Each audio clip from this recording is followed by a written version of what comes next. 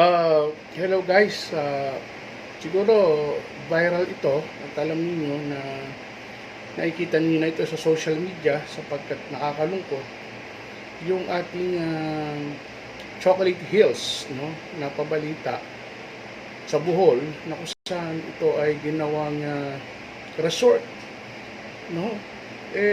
Ayon sa batas hindi ito pwedeng gawing galawin sapagkat ito ay natural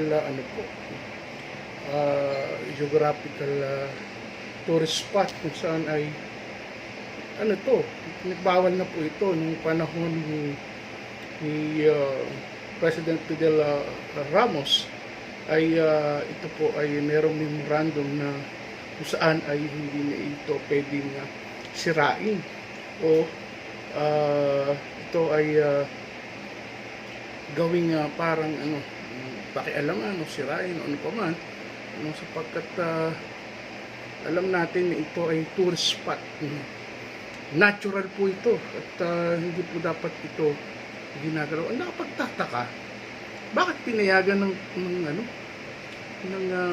gobyerno o ng pamahalaang lokal doon po sa Bohol kung saan ay ito ay nakapag-open o nakapag-operate yung mga private company to.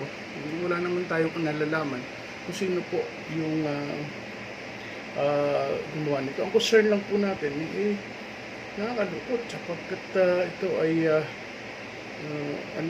tourist spot, no, may tinuturing ng ating bansa, no?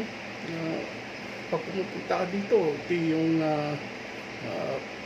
talagang kinukuhanan ng mga picture ng mga taong pumupunta doon upang bumisita sa lugar na yon. Pero ang balita ko ay pinasara na po at naglabas na po ng ang DNR ng temporary closure lang, no, upang imbestigahan o i-inspect, no, yung mga violation. Pero sana hindi lang temporary kasi baka ho gayahin ito at marami pa na magpagawa ng resort. Baka naglimisto lang Boracay noong panahon na Boracay ay napakaganda ngayon, nasisira na sapagkat naging na po hindi nagsana. Pero nung panahon ni President Rodrigo Duterte ay nirehab to at gumanda na. Ewan ko lang ngayon kung ano na ang itsura ng Boracay. Baka magmisto lang Boracay ito. Nakakalungkot kasi isirain po ang likas na yaman.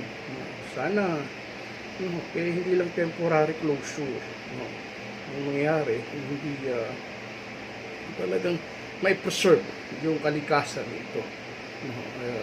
Sayang, napanghihinayang kasi ito yamang likas ng bansa na dapat natin protektuhan. Guys, maraming salamat and God bless us all.